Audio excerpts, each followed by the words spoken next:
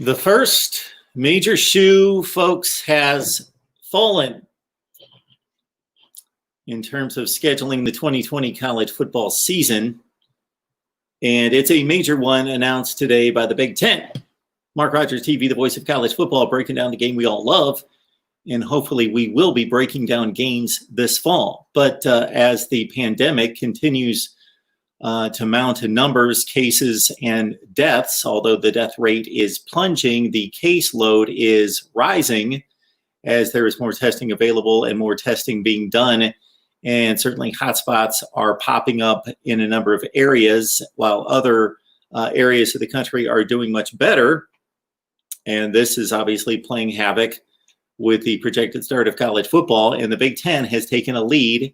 I know that the Ivy League yesterday announced that it is canceling its fall schedule of sports, but the Ivy League doesn't make any money. They lose money. The Ivy League loses money on sports, athletics. So it's not a big deal to the Ivy League. It's a non-scholarship participation for those schools. So once it starts to affect the FBS, and specifically the Power Five, and a conference that makes the most money, the SEC and the Big Ten go back and forth in terms of leadership in revenue. So we're talking about arguably the most powerful conference in college football, certainly in the top two, making a decision to not play non-conference games and give up the television money and the gate revenue from those games and the prestige of playing those games. That is a major decision right here at MarkRogersTV, the voice of college football. We're going to talk it up over the next several minutes as your calls come in at 860-325-3687. I will, of course, talk about anything concerning college football, but this is the major story that just broke minutes ago, as the Big Ten had announced that its teams and programs and administrators in the athletic departments were meeting today, and it was announced that they would have a plan in place in the next 7 to 10 days. But it's already just past their meeting time, being announced that those decisions have already been made, specifically to not play non-conference games. MarkRogersTV, the voice of college football, who's on the line? Somebody called, but they have decided to talk. So if that was maybe that call just did not go through for some reason, here we go. The call will start at the beep. Hey, it's MarkRogersTV, the voice of college football. Who's on the line? Maybe Thomas 8, buddy. Hey, Tom, you've got a streak going. Hey, I think for the last month I've been trying to send you everything that you're talking about today, and I'm just glad that you're covering it. And I don't know where we're going in the future of this 2020 season. I've heard some September, October, and then the latest one today was to talk about the Big Ten only playing 10 games and only conference games. Yes. They're talking about booting all the non-conference games. Yeah, that seems to be decided. A source, the first source that I saw was ESPN, and now other sources are also reporting. So what happened, Tom, is that the Big Ten powers that be set today as a day to get together and decide the way this thing is headed and what decisions needed to be made, and that they had said that they would announce decisions in the next 7 to 10 days. But apparently this has either been leaked or they have actually made an announcement, I believe, that the non-conference games have been canceled. Well, I'm not here to argue about who what says and what it says and any of this, but just exactly what you're doing. You're getting the ESPN info, and I'm seeing ESPN, CBS Sports, several other things, and when I see something I believe could be possible, I always Twitter it, send it to you. But I haven't sent anything to you today. Well, in this because day and I age, see you're on top of it now, so you're the man. Well, certainly, yeah, I was recording actually some segments on some roster breakdowns when I got the news sent to me by a few different people that were helping me stay on top of it, including yourself. And so we know in this day and age of information flow that as soon as one news agency reports it, then the others just take a few minutes to confirm, and then they can report it. And it doesn't do much good to be first in line. But breaking news, yes, Big Ten going to conference only slate this fall. And so the only thing I was trying to confirm, but I set up this live stream, so I haven't been able to, whether that was an official announcement or this is reported. So ESPN's reporting that they have sources with the knowledge of these discussions that went on today amongst the Big Ten schools. But just like I told you, Clemson had 37 COVID-19 Sure. players, and then Kansas State has 16, and I haven't seen any more updates. Oh, there's a number of schools from anywhere or any other team. Yeah, there's Clemson, LSU, Kansas.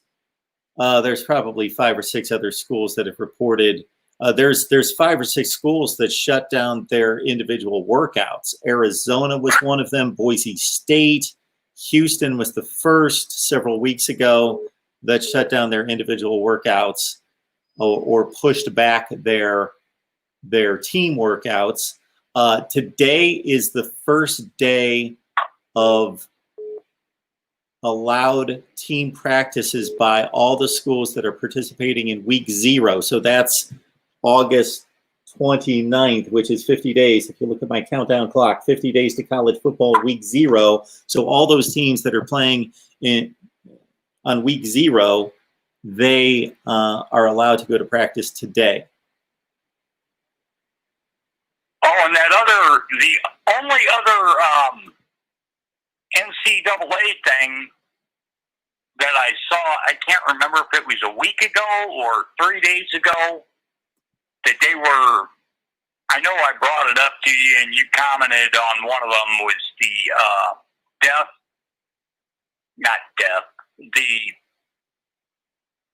visiting death for recruiting. The recruiting dead period in which they're not allowed to meet face-to-face was extended through August. Yes. So that's all I wanted to throw back out there into this subject because you brought it up and everything, and love to keep watching because you're one of the only ones that is putting anything up. Well, we try to get to it as soon as possible, and that doesn't necessarily mean that we've got a lot of information at this point, but that's about all the information we need, is that the Big Ten has decided to cancel all of its non-conference games. So we'll go through the ins and outs of what that could mean and what the dominoes, how they could fall from here. So I got some other calls coming in. All right. Tom, appreciate it. Talk to you later, my friend. Absolutely. Apologize to everyone that was calling in. Please give it another try at 860-325-3687, 860-325-3687. So we had mentioned, in addition to the Big Ten news,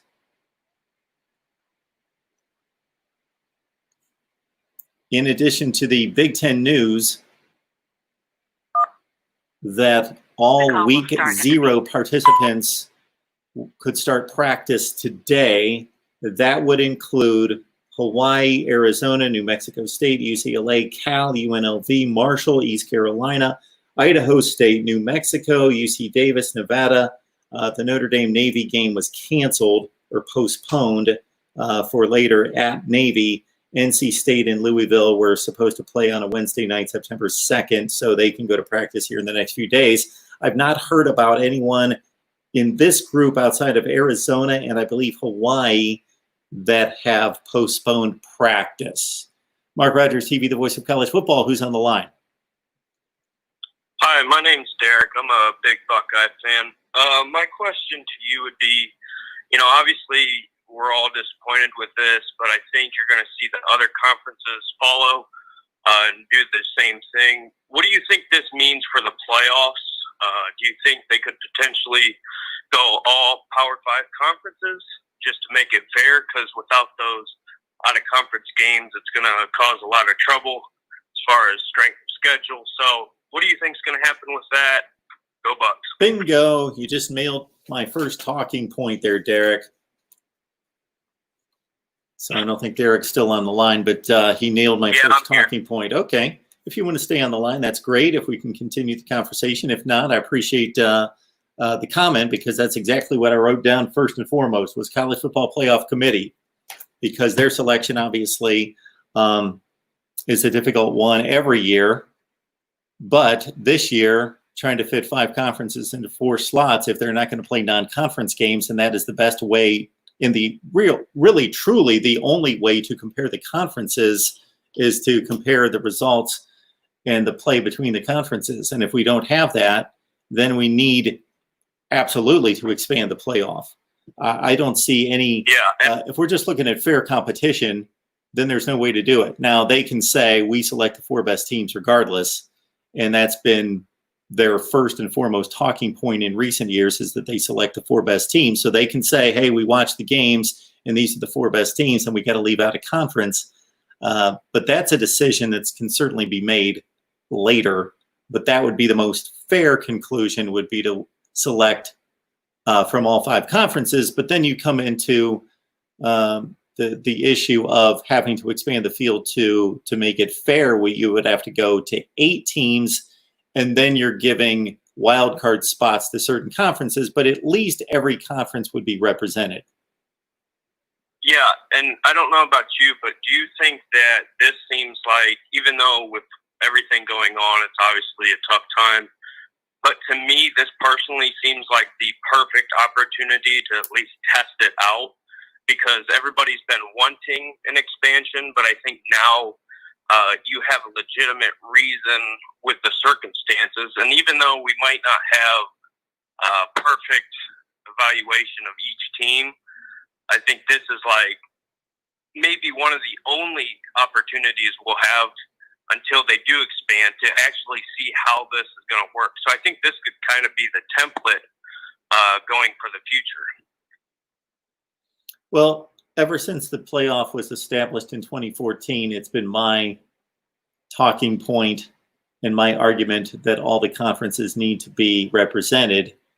And this is a clear opportunity, as you're stating, to get that done and to be able to do that. The only drawback to it would be, again, there's going to be an unfairness involved in representing some conferences more, but we already have that because we can't even fit in all the conferences. And then you have the thought that where do we stand with the pandemic once we get to late December, and we're doing the exact opposite of what we're doing currently, and that's limiting the number of games and the amount of travel, and that would increase the amount of teams involved and the exposure to the virus and the travel. So what do you think this does for, like, my thinking before this was announced was I think Penn State could very well make it in at number 4 if they had, for instance, a 1 loss to Ohio State, or vice versa. Ohio State could get in at 4. What do you think that does with this announcement? Do you think that completely eliminates that, or if they do expand it, how do you think it's going to be measured? Because I think that's probably my biggest concern when it comes to the playoffs, is how is it going to be measured? And, it's like you said, I think it's very tough to determine who should edge out who when it's very close based off of conference play. Because, like, for Ohio State, say we have that 1 loss to Penn State, that's going to require Michigan, Iowa to be a lot better than expected. So how do you think that's going to play out? Well, we can certainly do an analysis once we know what games are added. So the talk right now is that the Big Ten is expanding its season, in-conference season, from 9 to 10 games, which means they are adding one game, of course, for each particular team. So that's going to be 14 games added, or that's 7. Work out the math. Anyway, regardless, it's one additional conference game for everyone. So we're going to see whether their strategy is either safety and limited travel. Therefore, you're going to match up additional conference games between teams that are close in proximity, Iowa, Nebraska. So I've heard it this way. They're possibly going to double up on certain matchups. So you would think that they would look for matchups that aren't being played and schedule those. But I've also heard the thought that they're going to look at travel and match up teams that already play but have limited travel. You know, Ohio State traveling to Michigan or Penn State, Michigan State, Indiana, Purdue, playing a home-and-home series. Yeah, so you're saying we get to beat Michigan twice this year, huh? Could you imagine? But wouldn't that be something to have an Ohio State Michigan home series? That would be crazy. But so either they're going to take travel into consideration, and that's going to be the number one consideration, or number two, you're going to see some thought given to how do we ensure that we get a team in the playoff, meaning we're going to manipulate the schedule in such a way in which we are going to give our better teams maybe an out, maybe give them an extra game against Rutgers or Maryland or Illinois. We'll see if they're looking at competition and putting themselves in the best place, or if they're looking at travel schedules. Knowing the Big Ten typically takes the higher ground, and they've already done this by eliminating a lot of revenue by eliminating these non-conference games, that they'll most likely side in terms of player and personnel safety and schedule games that are close in proximity. Yeah, that would be my guess. Mark, if you don't mind, one more quick question. Sure. What do you think is going to happen with this Heisman race? How is this going to affect the Heisman? Because I still think my guy Justin Fields is going to be up there, just like last year. But, you know, if we've learned anything about Heisman, you know, there's Heisman moments.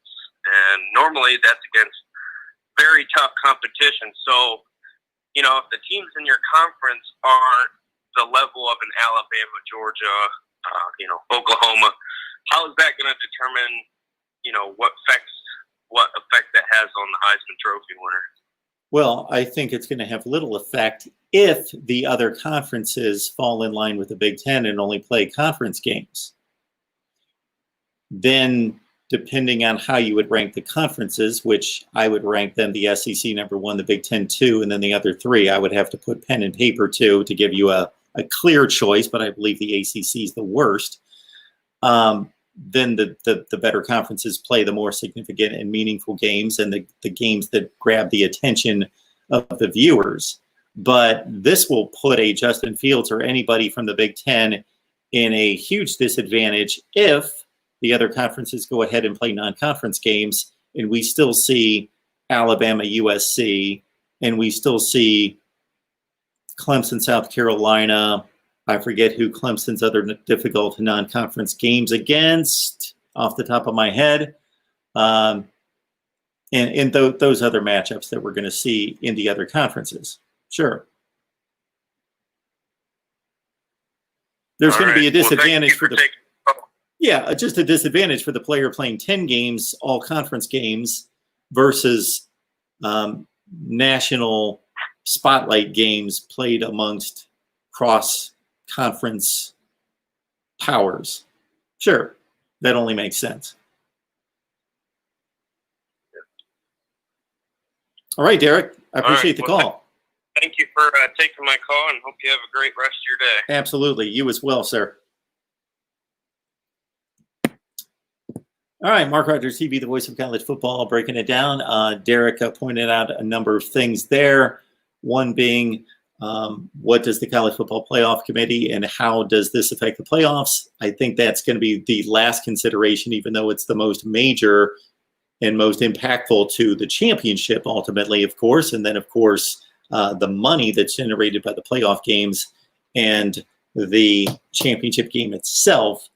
But there's plenty of time to figure that out. I think everybody's understanding of the situation being very fluid, and there are going to be few critics if there's a either change in the playoff or if the playoff stays the same, because how can you be a critic at this point? Because you can certainly be understanding of, from a competitive balance standpoint, changing the playoff if there are no non-conference games, because how in the world do you compare the conferences?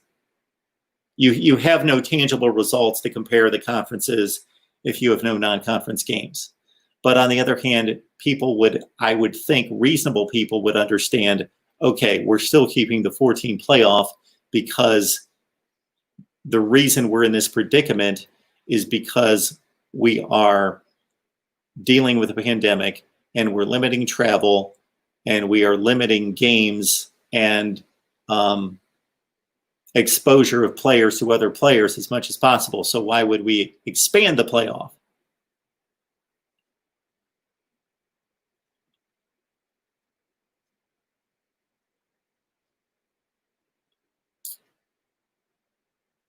Jacob, could you possibly see home and homes between Michigan and Ohio State or Indiana, Purdue? So that's basically what I mentioned to the last caller. What is an interesting point here is that if you really look at conference versus non-conference games across the nation, there are many non-conference games that are geographically closer than conference games. Look at the map of the Big Ten. It stretches all the way from Minnesota, Nebraska, and Iowa out west, all the way to the very East Coast in Rutgers and Maryland. Basically, more than half the country. Okay. Iowa's got a non-conference game with Iowa State. Why can't that be played?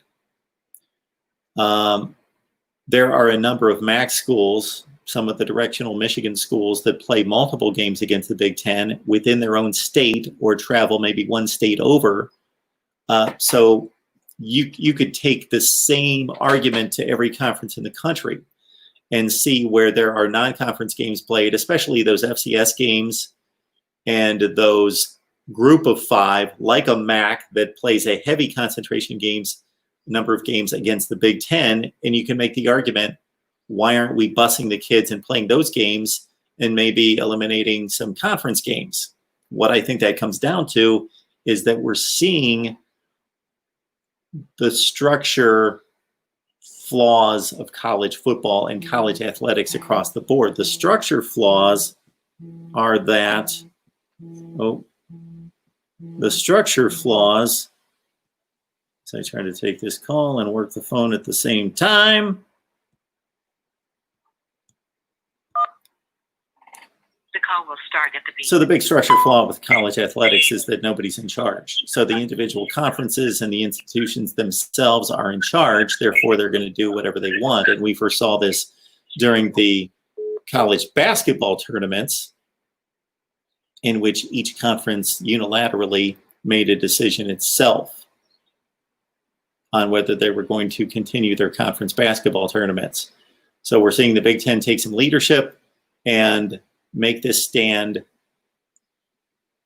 And the answer to my previous question about why would you play conference games, if you're worried about travel and player exposure, why would you play conference games that are 5 and 6 and 800 miles away and not play non-conference games that are 100 miles away?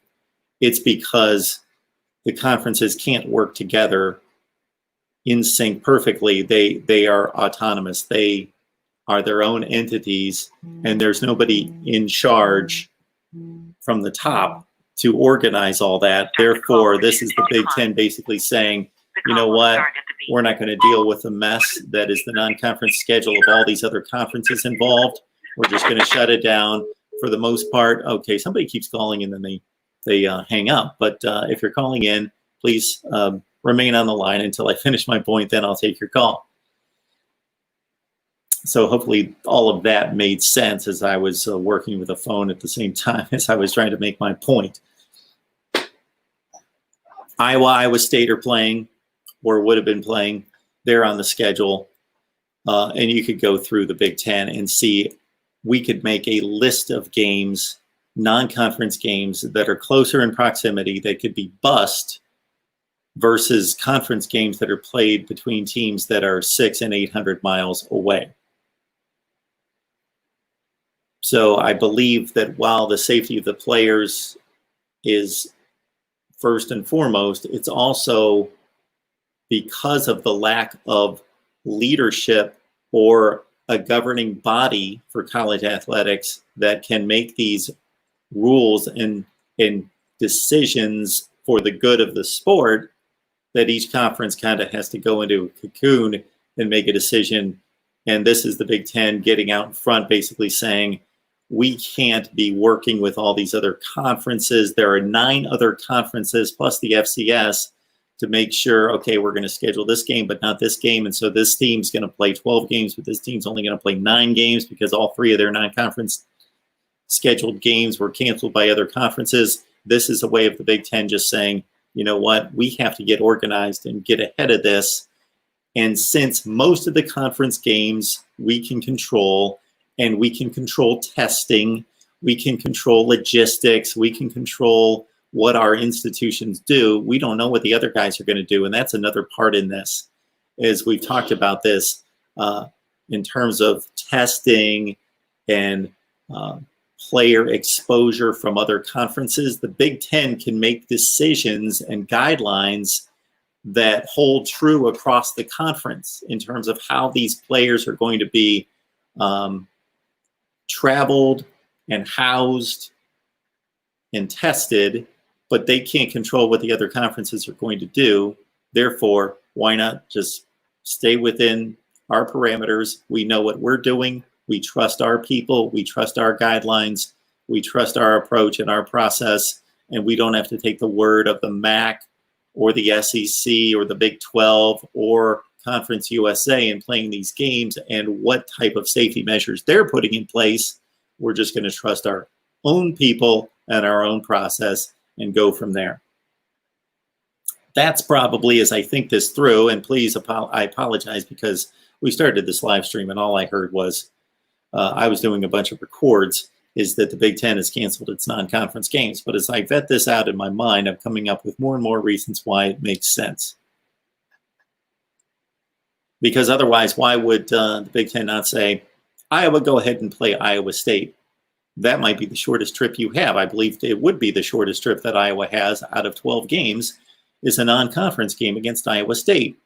And that could be said of just about every team in the conference, that they have much shorter trips out of conference than they do in conference. We tend to think of all the major non-conference games that involve huge travel, like Ohio State going out west to Oregon. Mark Rogers TV, the voice of college football. Who's on the line? Hey, it's David. How are you doing? David, I'm doing well. What's going on?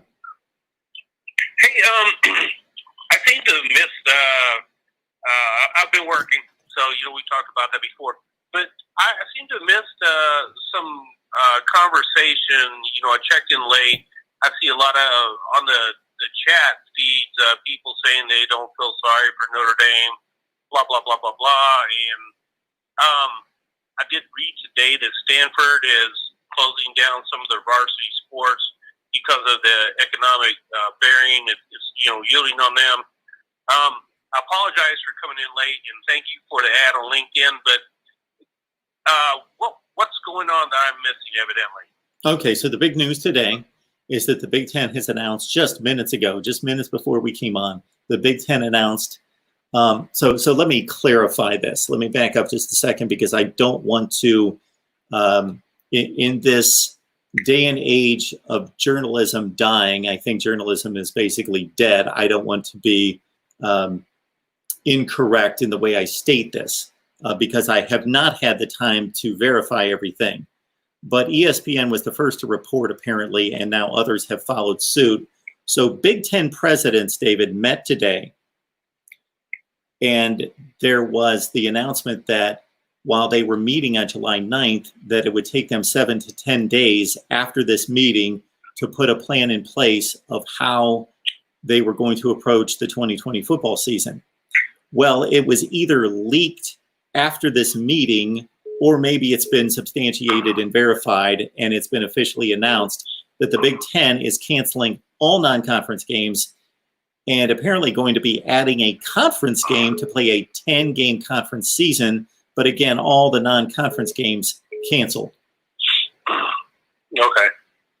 And I think the Pac-12 had announced that some time ago, similar, but, things were never really finalized that I could understand or even read up on.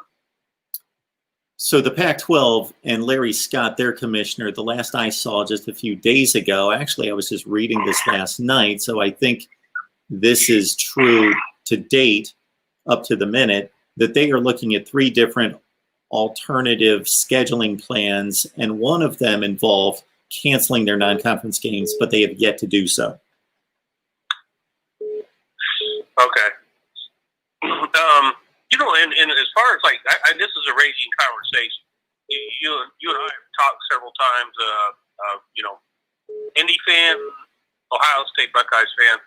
I almost wish Notre Dame would just drop the old school tradition and go in and play the normal ACC schedule and be totally committed, but have 2 or 3 slates open so they could maybe keep Stanford, keep USC. I'd like to really drop Navy, and I understand, that was a gentleman's handshake a long time ago, but the reason I don't like playing Navy is because a lot of the chop blocking that they use as an offense ends up ultimately hurting Notre Dame's defensive linemen. Not every game, not every year, but there has been significant injuries from that type of blocking, and I'd really like to say, hey, you know what, Navy, you did something nice for us, and you helped us out when we were in need, but how long do you repay a debt? I'm asking that. Yeah, we've had this conversation before. I got to tell you, Dave, I don't have a strong opinion about that. I like the Notre Dame Navy game. I think it's good for college football. I think it's good anytime we put the military academies on the big stage against top-notch competition. And although they lose most of those games against the elite Power 5 teams, they certainly acquit themselves well. And again, that's just a different category of respect I have, of course, for those 3 institutions that play big-time college football despite all the disadvantages. Yeah, and those offenses they run, if you don't practice against them, they're very difficult to defend. So that's I was talking with my mother, and I was trying to watch the feed on the right-hand side, and I was like, I've missed something here. So, we can pick up independence or try to fit, people in our schedule and try to make it happen. But, in the end, if we lose out, then we lose out. And that's just a consequence of, claiming your independence. And I would rather see them joining the ACC full-time and play in the conference opposite of Clemson. And maybe every year us 2 meet, and maybe we don't. It's hard to say. So, David, based on the conversations I have with Notre Dame media and fans, it seems as though they're fine with being independent, and they take that as a sense of pride, a source of pride. But wouldn't it be fascinating if it took a pandemic, to send Notre Dame to a conference because they had to cancel the entire season while everybody else played football because they only played conference games? Well, if that's how that works out, Mark, then that'd be fine with me. I have nothing against the ACC, and I know I've seen some of your other shows. You talked about North Carolina State and their coach. I think that was a few days ago. I watched that. What it really comes down to If it forces their hand, then so be it. The bad thing would be that because they have like one of the best offensive lines, which is taking them a while to get to that, and you have Ian Book, who's a fifth-year senior, and you've got some good skill players. It would be just unfortunate, but if that's how it happens, then that's how it happens. All right, David, I appreciate it. Thanks so much for the phone call. You have a great rest of your day. Hey, you take care of yourself, man. You too. Thank you. Okay. All right, a number of people trying to call in. Please give it another try as the line is open now, 860-325-3687. Somebody's quick on the gun. That's good to see. Mark Rogers TV, the voice of college football. Who's on the line? It's NG8, buddy. I just got to tell you, I just got it. 3 local channels just announced just the last 5 minutes, all the Big Ten games have canceled all non-conference games. So I just wanted to share it to you. I wasn't even able to tweet the stuff over to you because it's too early, but boom, I got it. So there you go. Talk to you later. Appreciate that, Tom, so much. Thank you so much. All right. Hey, it's Mark Rogers TV, the voice of college football. Silly me, I put that actually in the title of the live show today, that the Big Ten has canceled all non-conference games. Hey, it's Mark Rogers TV, the voice of college football. Who's on the line? Hey, Mark, it's DeAndre. How you doing, bro?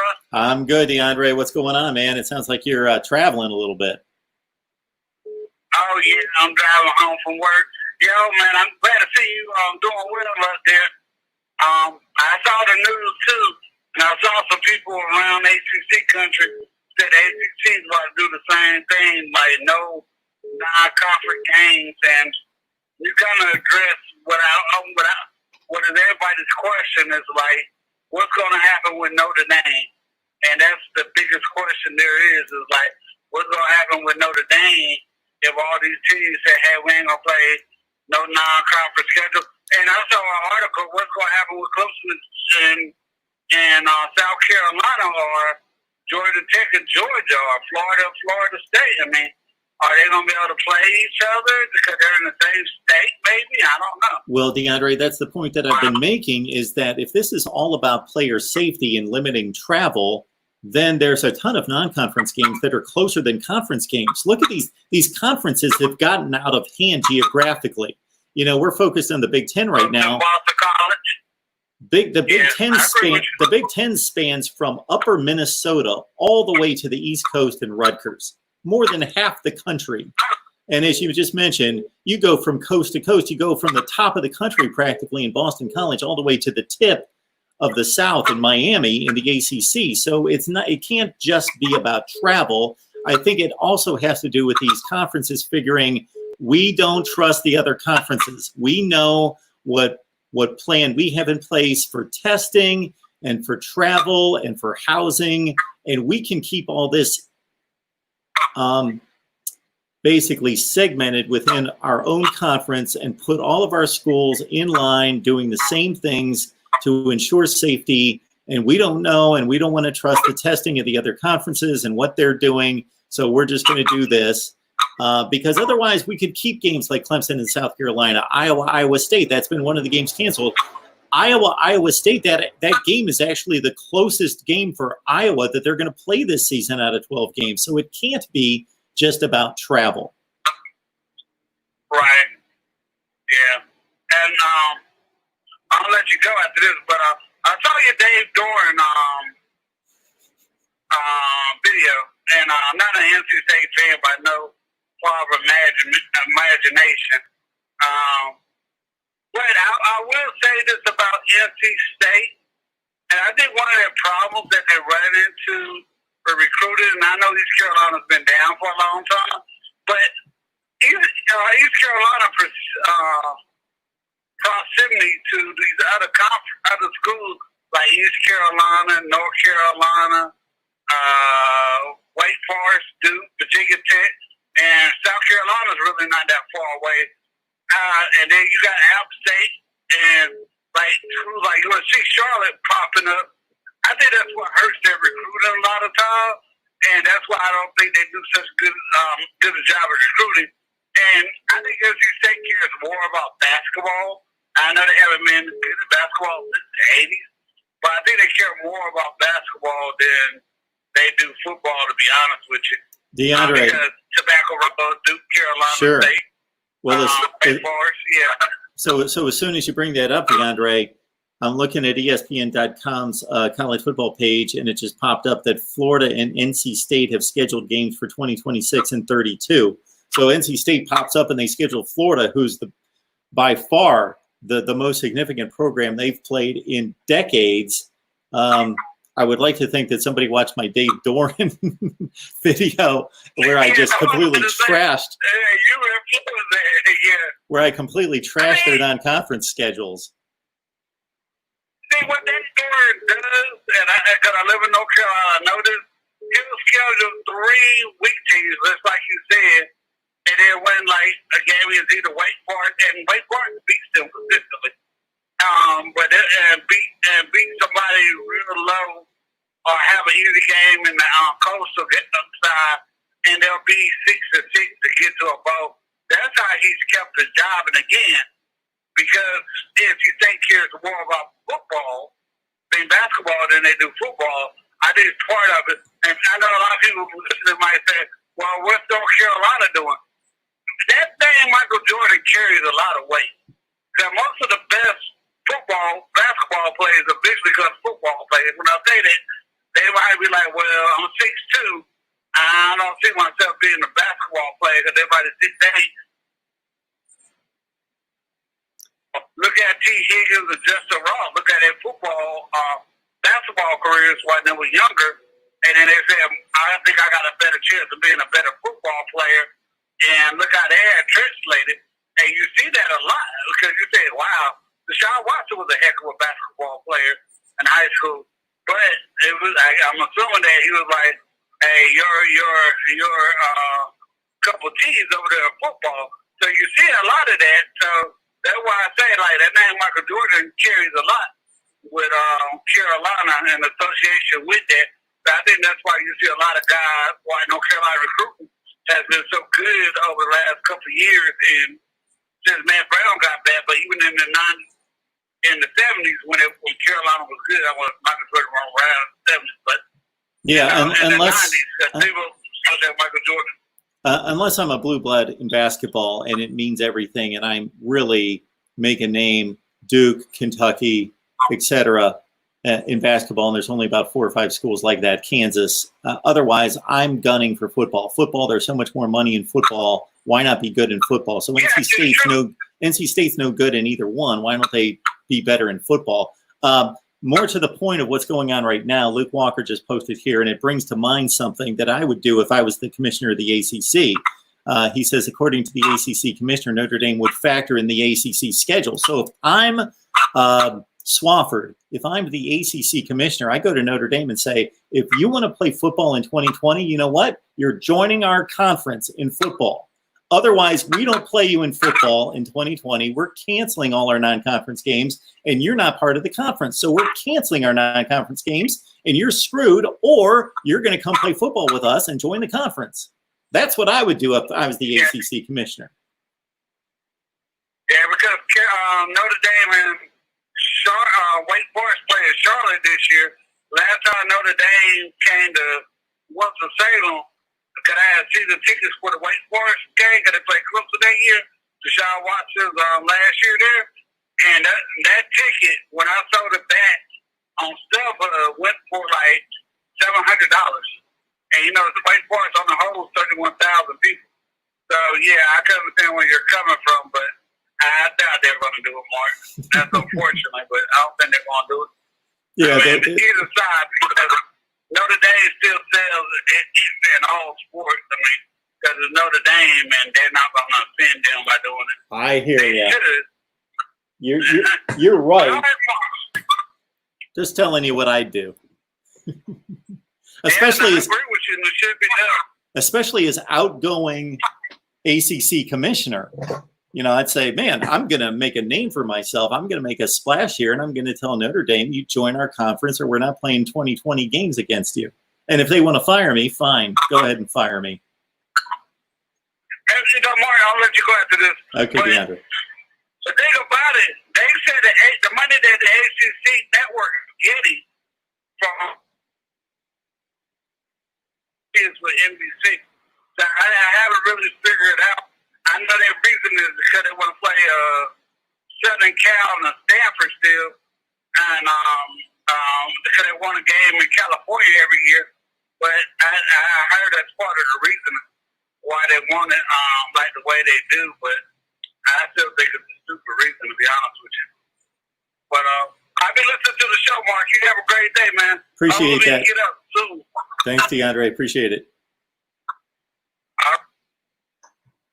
All right, Mark Rogers TV, the voice of college football. A lot of great comments by all of you as you guys are scanning the internet, of course, for news, as I am just sitting up here blind to a certain extent, but that's why we do this. So it's not just me talking and ranting and conjecturing, but I gain a ton from you guys in the live chat, and this is a perfect example of it, as you guys are the news gatherers right now and keeping me updated and informed. So thank you so much. Want to acknowledge a few people here. Bergie, appreciate the super chat contribution. Bergie, thank you so much. And for a number of your comments in the live chat as well. Very insightful from Bergie. And I'll get your comment on the super chat to the screen here as soon as I catch up to it in the live chat. I'm understanding, and I don't want to get this incorrect, that our buddy Drake, who joins us on a regular basis here in the live chat, has contracted the virus. And so if that's the case, Drake, we wish you all the best, and our hopes and our thoughts and our prayers go out to you and your family. Thank you for joining us in the live chat here today. I was recording some Miami segments, going through another roster breakdown, and got the news that the Michigan State-Miami game had been canceled, and then, in fact, that the entire Big Ten had canceled non-conference games. And so I was flying blind coming on here because I struck up the live stream as soon as I possibly could to get the news out there and discuss the ramifications. Mark Rogers TV, the voice of college football. Who's on the line? Hey, Mark, this is Jay. Hey, Jay. How are you? I wanted to check in on your thoughts on this Big Ten situation. I've listened to some of your podcasts, and as usual, you're doing great analysis, and keep it up. We really appreciate it. Thank you so much. Well, you're welcome. There's some speculation. There was some speculation on the Wolverine podcast this week or last week, I can't recall which, that 3 Big Ten teams were likely to cancel their season altogether. Rutgers and Maryland and Minnesota, because of the problems out in Minnesota. And looking at the COVID situation on the East Coast, that was the reason that they speculated Rutgers and Maryland would be out for the season, out of the Big Ten schedule. And I don't know if you've heard anything about this or thought about it, but I wonder what your take is on that speculation that was on the Wolverine podcast about a week ago. Yeah, so are you talking about Steve Dace's show? I'm talking about Steve's show, yes. Yes. So I just a okay, I'll hang up and listen. Absolutely, thank you so much. You're welcome. So full disclosure here, Steve and I talk on a fairly regular basis, and he certainly let me know about his thoughts in regards to some of the sources that he has in the speculation, or more than speculation, some concrete evidence that would lend itself to those 3 programs canceling for the 2020 football season. And so I had heard that before directly from Steve, that those were possibilities. And we've talked about going all the way back to the outbreak of this in February and March, that there are a number of issues that face college athletics, and we focus on college football, that don't affect professional sports leagues. And one of those is that there's no governing body. that's going to say, okay, we're going to come into uniformity in what we do in the ACC, the Big Ten, the SEC, the Big 12, and the Pac-12. The other issue being this pandemic obviously has a different impact in different parts of the country at different times.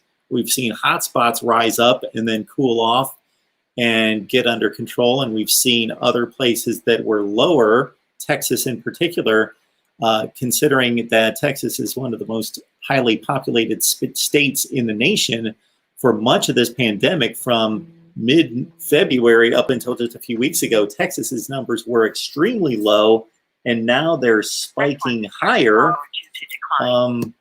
That was going to be the issue that is going to override almost everything, is the unpredictability of the rising and declining rates in various spots in the country, and then the cooperation that needs to take place between the institution and the local and state governments that are mandating certain guidelines. And that to put a conference, let alone the entirety of college football, but an entire conference that spans 10 and 12 and 13 states for 14 schools under specific guidelines and conditions would be extremely difficult to do. So we've talked about that for a long, long time, but I appreciate the phone call. Mark Rogers TV, the voice of college football. Who's on the line? Oh, hey, Mark, Jacob. Hey, Jacob. How are you? Oh, not too bad. Honestly, just lucky to be breathing. It's by God's grace. Yeah, you know that I'm here. Really, all of us. I just wanted to call and see how you're doing, and I caught wind of the Big Ten canceling, and yeah, I guess kind of surprising. Not really surprising, but yeah. Sorry, I just got tongue-tied. I guess. That's okay, Jacob. Yeah. Did you have any particular point or question? Honestly, Mark, I called because I just wanted to say that Jesus loves everyone, and I also wanted to talk a little football. Okay. But I just felt on my heart to. I know it's a football channel. I just felt on my heart to say that Jesus loves everyone, and I don't know. I just wanted to say that. Well, Jacob, don't be hesitant or embarrassed to make that statement, because I wholeheartedly agree with you. So you can say that on my show anytime you'd like. Yeah, I know. I kind of felt on my heart I need to last time, but then I cut off, and then I kind of actually. You was a Christian, which just real quick, if I could say, first time I ever watched your show, man, there's something about you. And I just want to say, man, I think that your points are really on. And I just want to say, man, I really like your show, and you seem like a really outstanding guy. And I really like what you have to say. And just real quick, and then I'll get on with it. Also, we're short. My dad's truck wouldn't start today, and I had to get in town with him to do something. Your truck wouldn't start. You had to deal with the truck that wouldn't start today. Yeah, his truck wouldn't start. And long story short, I know, I'm not going to be ashamed. I prayed for my dad's truck, and believe it or not, my dad's truck started. And I just felt like, I want to talk football, but I feel like, when God does something like that, it's just not for you. And it's actually a short story, but it was pretty neat. And I've never had anything like that happen, but give all glory to God, because that was pretty neat, man. I mean, I literally, after it started and there wasn't any problems with the egos in the house, and then I open up my Bible and I start reading, and I come across a mustard seed scripture, and then I start praying. Well, I go out there and I pray for it, and he came out, and he ended up putting the keys in it. Went to turn it once, and it just missed. And then I said, come on, Jesus, I know you can do it. And then the truck turned over, and the battery went on. He had to go look at a job and stuff. But I just felt like that little tidbit, because I know we're all going through a lot, and I'm sure that, if it helps somebody, give them hope that there's always hope at the end of the tunnel. And I've been through a lot of stuff. But anyways, Jacob, before you move on to football, I just want to say I appreciate your story. It was a great story, and I've certainly experienced a similar situations in my life than that. So thank you so much for sharing. Yeah. It's kind of hard at first to step out, but once you step out in your comfort zone, you know, you feel good. The result isn't as bad as anyways, I feel nervous. I don't know why. That's anyways, okay. Yeah, what do you think of all this stuff going on there? I mean, I know that you gave your opinion on it a lot, but I just wondered, it doesn't surprise me, honestly, because I really don't know if I see us having a football season, but I think it could happen, but I don't know. I just hope everybody gets safe. But what's your thoughts on it, Mark?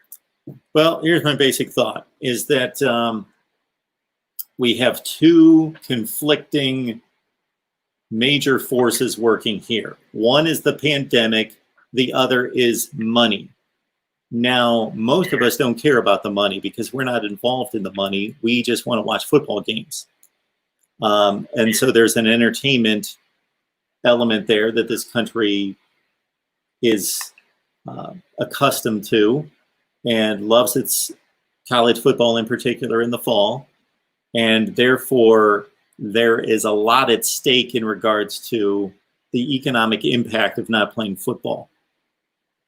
And that starts with television. And that's why the consideration to playing in front of partially empty or completely empty stadiums is a very real possibility. And it appears to be where we're headed, because although that generates millions and millions of dollars at the gate through the concessions and the ticket sales and the merchandise, it pales in comparison to the TV money that's brought in. So as long as a college football season can be spared, that is played in empty stadiums, but with millions watching on television, then most of the money is going to be recuperated. But on the flip side, we have this pandemic in which there are a lot of varying opinions on the severity.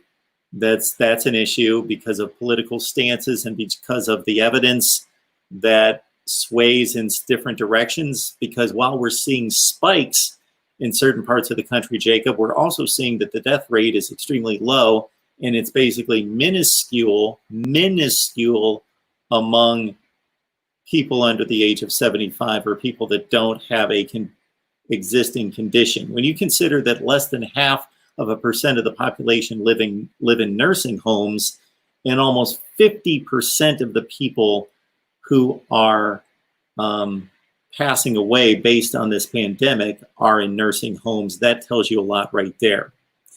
And understanding that a very minuscule portion of our population is over the age of 75, but that is where most of the people are that, again, are passing away. I think we've had a very inconsistent, as a nation and as state government, a very inconsistent approach to this, because I have from day one been very serious about the threat of this to people's health, but I think we've been very misguided in how we've approached our attempt to contain it and better the situation. We've just had these blanket rules and guidelines for everyone when we need to be better focused on who it's affecting and how it's affecting them. And I make that statement in all humility in saying I am the furthest thing from an expert you can imagine when it comes to medicine and these pandemic issues. But I think a lot of it is being and has been mishandled from the start. And that's, again, I don't want to be overly critical, because it's one thing I can't stand on social media is that people that throw rocks from places in which they don't have to deal with the situation. It's easy to talk about and criticize the people that actually have to handle emergencies and urgent situations than actually having to make those decisions yourself. Yeah. So I'm not trying not to be overly critical, because nobody foresaw this coming. Nobody to this extent. But as it pertains to football, again, you have two basic forces working: money versus the pandemic and the health of the people involved in trying to recoup a football season and keep everyone as relatively safe as possible. And it's a balancing act, and there's going to come a threshold possibly in which the safety concerns become so overwhelming that the season is going to be so compromised that it's going to be canceled. I'm not predicting that, but I'm saying that's a huge possibility. Yeah, it's kind of like, you know, if you decide which way to go when a deer runs out in front of you, if you're driving. To your point that you was talking about, you've been inconsistent. I kind of think if you make a decision, you can stick with it. You know, it just makes stuff complicated, I guess. Anyways, I don't want to keep you any longer. I just wanted to say hi and really just felt like I needed to, you know, say that little story, you know, and share that, and then just see what you thought about the whole football thing. And I appreciate taking the call and everything. Thank you so much, Jacob. You have a great day. I appreciate you contributing. Oh, yeah, no problem, Mark. Take it easy. Jacob calling for what I believe is the first time, and I apologize. Sometimes I take phone calls, and I think it's the first time that I've talked to that individual, and it turns out that he referenced some other call, I believe. Hank, so what, we going to have a 10-game regular season and one extra game after conference championships considered a bowl game, just cancel the season, blame the Democrats. Call to decline. Mark Rogers TV, the voice of college football. Who's on the line? Hi, this is Sean. I just have a quick question. Sure. Do you think that the schedules will all be the same in terms of total games if they go all conference? Because, you know, the ACC and SEC play less conference games. How are they going to deal with, like, playing the same amount of games? Are they just going to go all conferences, go 10 games? Or I just want your opinion on how the scheduling will go for next year. Well, I believe that that's going to be a priority, that they're going to try to be as uniform as possible. But I think everyone's understanding that in this situation, everyone needs to stay fluid and flexible and adaptable to the situation. So they're not going to go to the nth degree to guarantee that everyone's going to have a uniform number of games, because we don't even play a uniform number of games within conference play now. So why that should be a huge factor or goal, I don't think it should be. I would have no issue if the Big Ten ended up playing 10 conference games and the ACC still played 8 and the SEC played 8. I don't think that has anything to do with it. And the only connection we have between these conferences now is trying to determine who's going to make the playoff. And that's already a very inconsistent, illogical process to begin with. So I don't think that should be a huge priority. Okay, so what about the independents?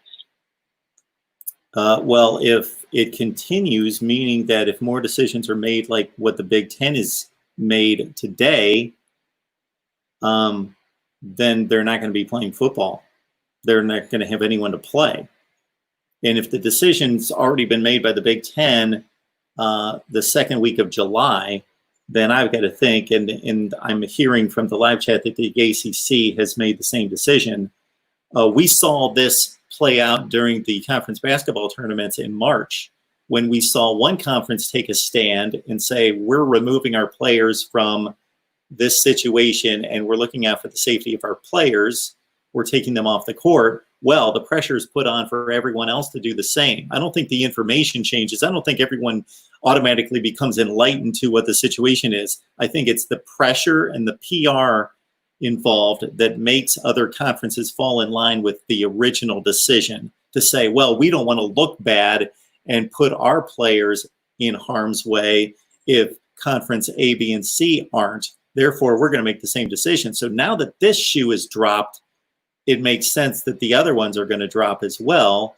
And we're not going to have any non-conference games. Therefore, Notre Dame and BYU and others are going to have, it's one thing for UMass to say, okay, well, we can schedule some group of fives and some FCSs, but nobody's going to respect the Notre Dame schedule if they're playing, a bunch of FCS teams and some group of 5 teams, and that's their schedule.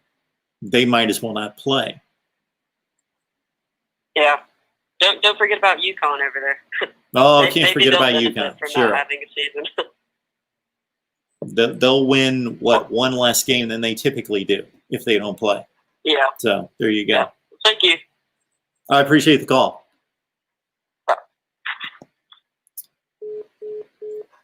So it's sometimes difficult to get people on the line and get a number of people in the middle of the day. And also, since no one had any idea that I was going live, and I didn't either, but the news from the Big Ten and now the ACC has broken. Therefore, we come on with a live show just like that. And you people, to your credit, have shown up. So thank you so much for your support. We've got about 70 on the line right now. Bergie, again, thank you so much for the super chat contribution. Drake, we hope you're okay. Again, I made the statement about Drake a few minutes ago, and I hope everything is good with you and your family. 904 Hurricane and James Scott, thank you so much. You guys, I can count on you each and every time, and I hope I'm not missing anyone else. I know that there are others that encourage everyone to like, comment, of course, here in the live chat, but also to the videos, and subscribe right here, Mark Rogers TV, the voice of college football. That way, you know when we're going live, because once you subscribe, you hit the bell, turn on the notifications, and voila.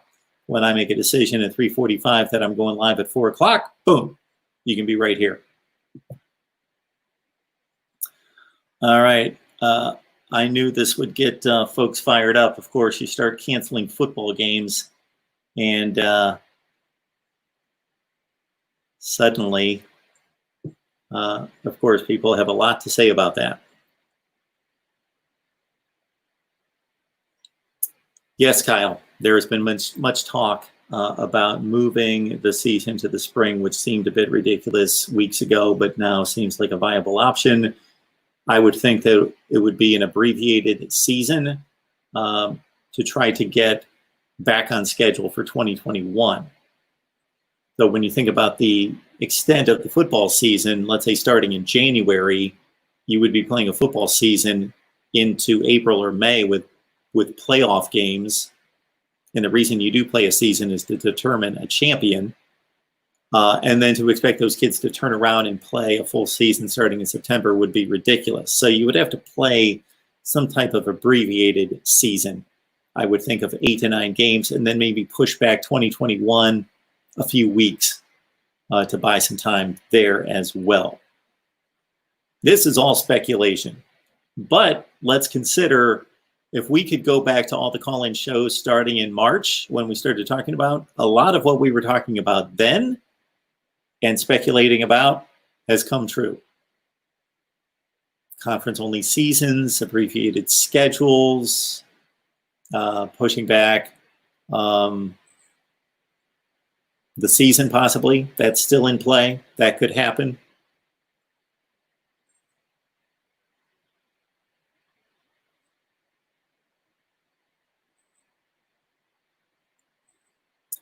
Yeah, James, I was pointing that out a few times. So this has more to do with, I think, the conferences being able to control their own situation with testing, with housing, with travel, than it does with travel in and of itself. That's certainly a consideration. Travel, the less you travel, the more you can self-contain and quarantine and stay safe.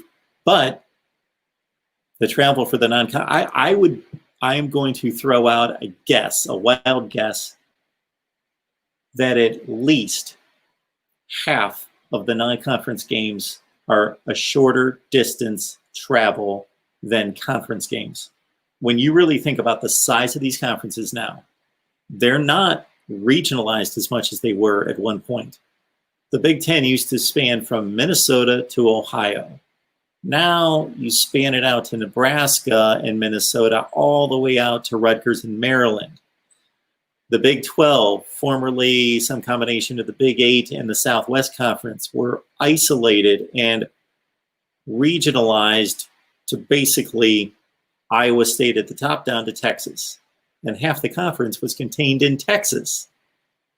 The ACC at one point was a truly an Atlantic Coast Conference, not halfway across the country practically to Louisville. or all the way up to Boston College, which I believe still technically is on the Atlantic coast, but it was a Southern Conference. And now it stretches all the way from Boston to Miami. I think we underestimate how much space is out west. There's a lot of land and a lot of space out there. So from the trip from Oregon or UCLA to Colorado is substantial. So these conferences are massive now, geographically. The distance from Florida or South Carolina all the way to Texas or Missouri in the SEC, same thing.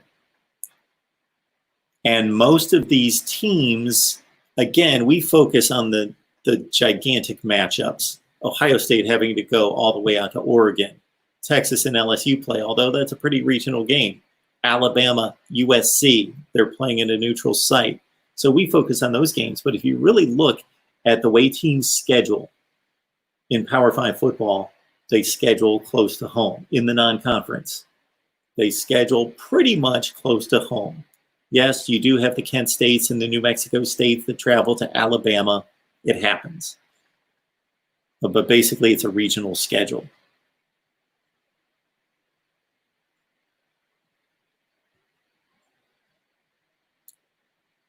I believe I am way behind in this live chat. I'm only up to, I'm about a half hour behind, so I'll catch up to as many comments as possible that seem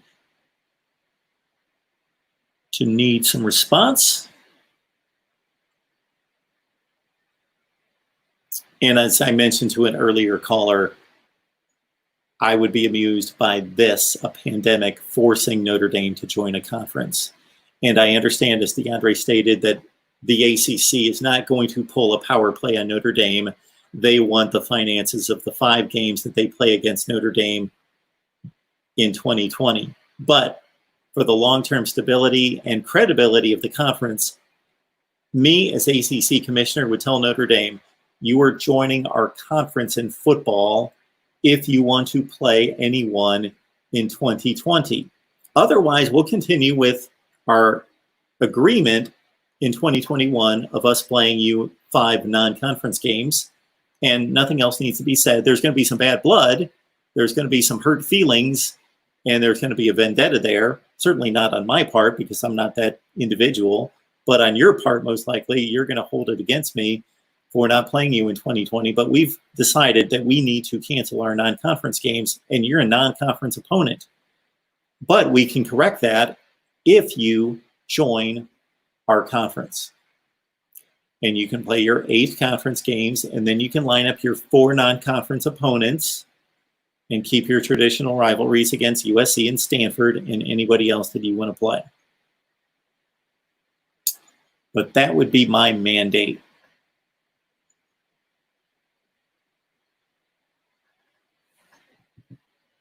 And then ACC fans would be talking about the decision that was made in 2020 for years to come. That how did it be talked about 4 decades from now? How did Notre Dame join the ACC? Well, there was that pandemic of 2020, and this was the decision that was made that the ACC commissioner took Notre Dame by the neck, took him by the throat, and said, this is what you need to do if you want to play football in 2020. If you want to lose all that money and not play games on television, then we'll pick up with our schedule in 2021.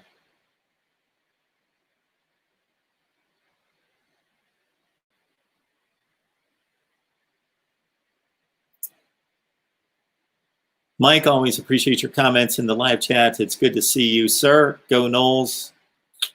Mike joins us on a regular basis on all these live streams, and I appreciate Mike's contribution. Cheryl, it's good to see you as always. Got all the regulars in here. Luke, good to see you commenting about North Carolina and the ACC, of course. Joseph, I believe this is the first time that I've seen your handle in the live chat, so you know what this means, everybody else.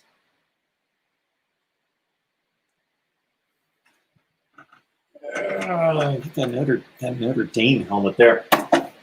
Welcome to Mark Rogers TV, the voice of college football. Joseph, thank you so much for joining us. Would love to know who you root for and how long you've been watching. Alfred, Good to see you. Rogers made a number of astute comments, and I don't want to miss anyone. James, as always, is here for us. George, good to see you. And here's a new one. Butt head. Now, once you add a picture to that avatar, a profile picture, butthead, my respect for you will, and I'm sure you're really focused on the respect you get from me. I know, but would love to see the profile picture included with the name. Got a call from David today. Good to see you, David. And anything else? So if you've got a comment that you've left in the live chat that's specifically for me, and you would like to see me comment to it, I must have answered 150 comments today early in the morning as I grabbed my phone and thought, I saw one or two comments and thought, man, I need to go on a spree of just answering comments because I do a poor job and need to comment back to you more often. Man, 93 on the line. So we've got our most on the line, of course, right now. So you folks need to check out what you missed. As soon as we end the live stream right here, this video will post in the next 15 to 20 minutes. So check us out. We got a lot of tremendous calls today. So I appreciate everyone who took part. Anything else? Anything else? Irish Medic. Don't know if you remember me from last year. I'm a paramedic for something from Ireland. I would love to see Notre Dame in a conference. You and me. It really hit me the weekend of the 2018 conference championship games when Notre Dame was undefeated and Ohio State and Oklahoma were battling it out for the 4th spot in the college football playoff. And I thought, and this is with total respect for how Notre Dame approaches scheduling. I have always respected Notre Dame's decision and their approach to schedule just about anyone, anywhere, anytime. They play a national schedule, and it's typically one of the best in college football. And when Notre Dame does not play a top schedule, it's because a number of teams on the schedule have let them down. It has nothing to do with their approach to scheduling. But that particular conference championship weekend, it hit me. Why are we comparing Oklahoma and Ohio State right now? Their resumes are almost identical, except for Oklahoma had the opportunity to amend its loss against Texas in the conference championship game, and Ohio State has not been afforded that opportunity. Plus, Ohio State's loss was worse, but the Buckeyes' wins were better than Oklahoma. Why are we comparing these two teams when we could have Notre Dame in the ACC and they would be playing a conference championship game tonight against Clemson? But instead, we watched that game, Clemson-Notre Dame, weeks later in a college football playoff semifinal where it had no business of being played because it could have been played in a conference championship game. Therefore, the result was 30-3 in the playoff. We could have seen 30-3 in the conference championship game and then see Notre Dame play Oklahoma or Ohio State.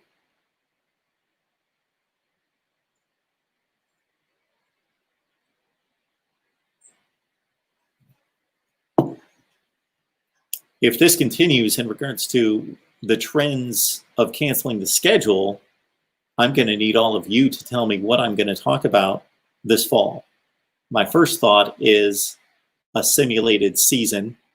So we'll just come on here and we'll talk about the games just like they were being played. For as much as I make fun of that all the time, that's what we would do, number one. And number two,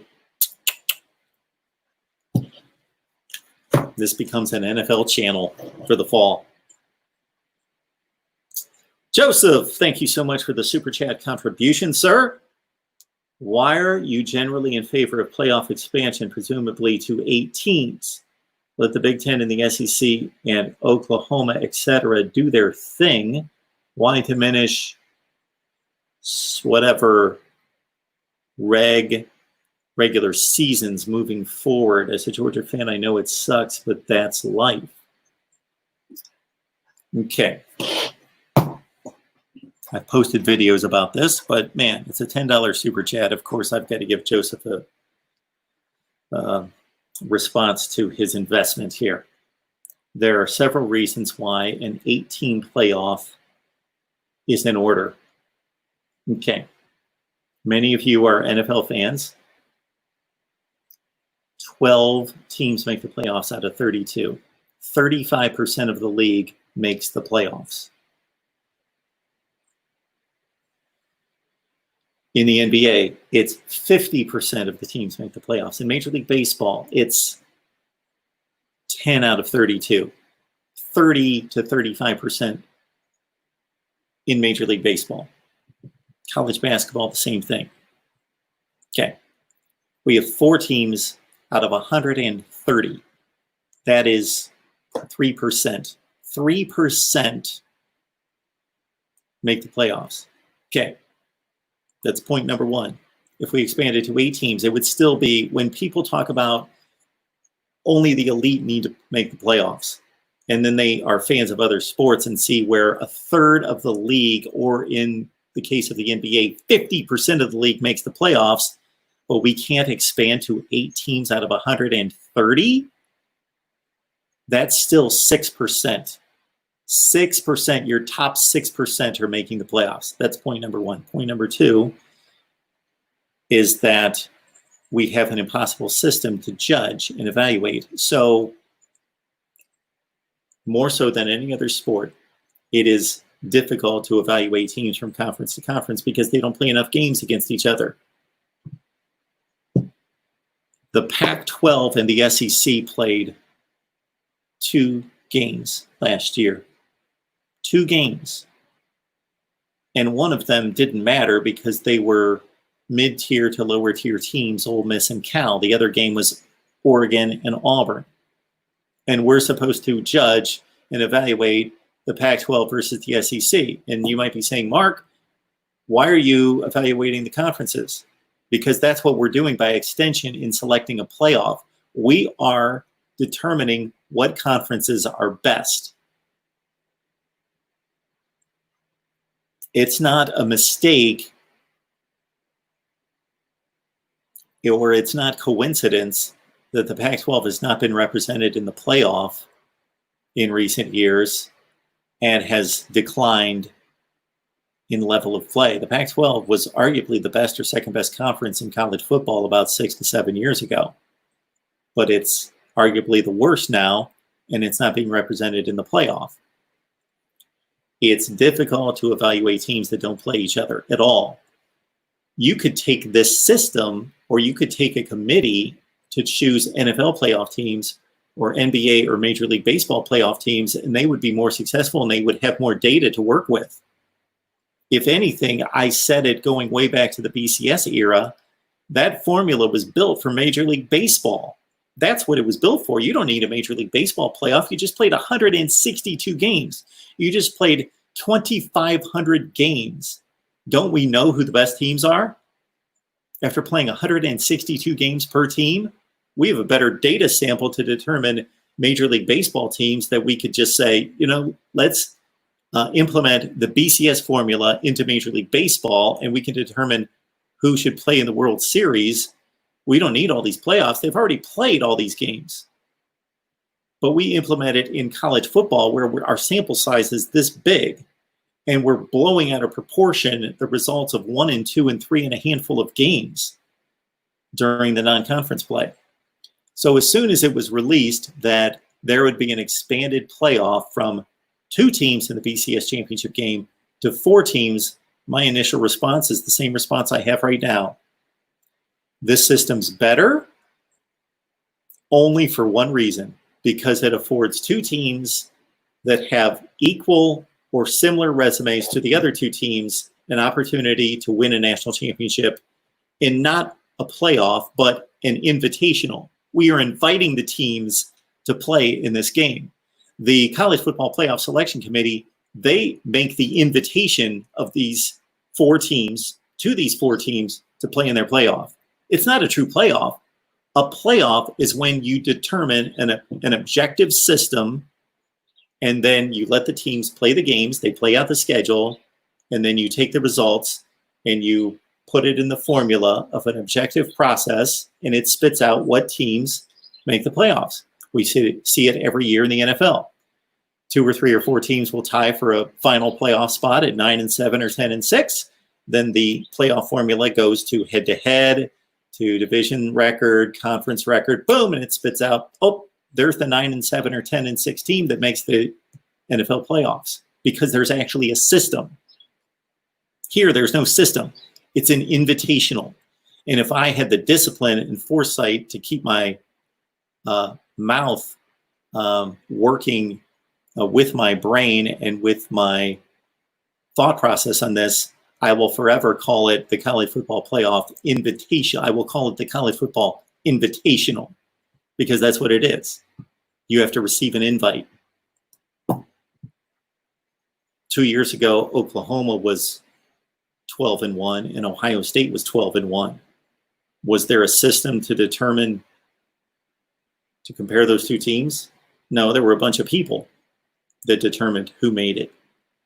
And we could go year by year by year by year. And 2019 was the only year in which there was a pretty clear distinction based on wins and losses of which team should make the playoffs.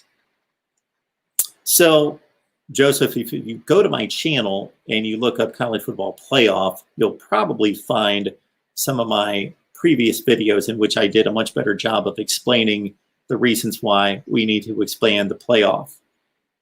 Again, when we went from the BCS formula and 2-team championship game to a 4-team playoff, I merely said, great, this affords 2 other teams the opportunity to play for a championship, but this is not the way to go, because we have a math problem. The math problem is you can't fit 5 teams into 4 slots. And I understand that there's typically a conference where you say, well, that conference isn't that good, or the team barely won the championship and they finished 10-3 for the season. But you know what? There are no results outside of that conference to prove that that conference may be really good and really balanced. Therefore, its champion wasn't able to go through unscathed. We could go year by year by year, and Joseph, I could certainly prove my point. But that's what I've got for you right now. So hopefully that answers your question to some extent. It's not going to ruin the regular season. That's another fallacy of the argument for a 4-team playoff versus an 8-team. People say, oh, it's going to ruin the regular season. All these games are going to be meaningless. Okay, you give me the season, and we'll run down the schedule, and we'll look at the final results, and I will let you know, actually, the 8-team playoff enhances the season because it makes more games meaningful. We get to the second to last week of the season or the final regular season weekend, and basically you're looking at like 4 games that matter, and the rest of the games are irrelevant to a championship. Right? Right. If we expanded to 8 teams with 3 wild cards, in addition to all these teams gunning for conference championships, with all those wild card spots on the line, and it meaning something to finish second in the Big Ten, for example, there would be more meaningful games. It would bring more relevance to the regular season if you expanded to 8 teams. There we go. All right, everyone, I appreciate it. Jim John, it's good to see you in the chat as well. Ron Elite, this might be the first time I've seen you. Good to see you. And of course, along with Navy Thomas, NCIS Fanatic 21 and Navy Thomas would be the longest known viewers of Mark Rogers TV, the voice of college football. They might have been here when I had 100 subscribers. So I'm always indebted to you two. Joe, good to see you. And for anyone I missed, again, I appreciate all the support, as I always do. Right here at Mark Rogers TV, the voice of college football. We'll be back Friday at 1 o'clock Eastern time. Tomorrow at 1 Eastern with Ohio State Football Talk with Steve Hellwagon, Tony Gerdeman, Kevin Noon, our Buckeye panel of experts. talking Ohio State football. So we expect you back here at 1 o'clock Eastern time on Friday. See you next time.